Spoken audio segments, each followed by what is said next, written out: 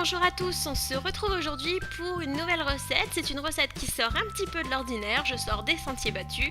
Et donc je vous présente une recette super rapide, super simple de confiture de rhubarbe. On y va, c'est parti! Pour cette recette, il vous faudra de la rhubarbe, du sucre et le jus de citron.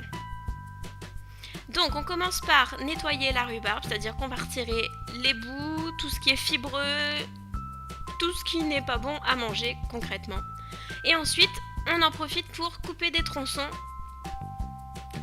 On n'oublie pas, c'est très important, de peser la rhubarbe, puisque la quantité de sucre dépendra de la quantité de rhubarbe pesée.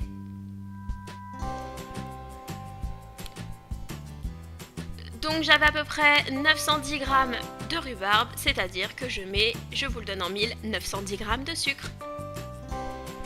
Pour le jus du citron, n'hésitez pas à le malaxer avant de le couper et de le presser, ça lui permettra de restituer davantage de jus.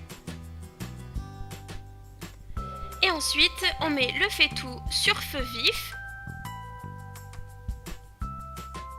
Et donc là, ça part en cuisson, c'est-à-dire qu'en fait, on va faire en sorte de faire bouillir et de maintenir l'ébullition pendant 15 à 20 minutes.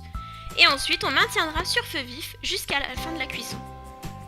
Pour vérifier la cuisson, on utilise une assiette à température ambiante et on vient jouer avec la confiture sur l'assiette. Quand elle arrête de couler, comme vous le voyez là, c'est que c'est prêt. Ensuite, on fait la mise en pot à chaud, c'est très important, dans des pots stérilisés. On nettoie bien les hauts du pot pour que ce soit plus propre et que ça évite les dégâts. Et on retourne très vite.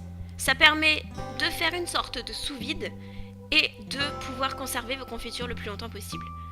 Et voilà, c'est prêt! Bon bah voilà, cette recette est terminée et j'espère qu'elle vous aura plu. Surtout, n'hésitez pas à la reproduire, mais vous pouvez également utiliser d'autres fruits que la rhubarbe, bien entendu. Donc voilà, n'hésitez pas à vous abonner à mes différents réseaux sociaux.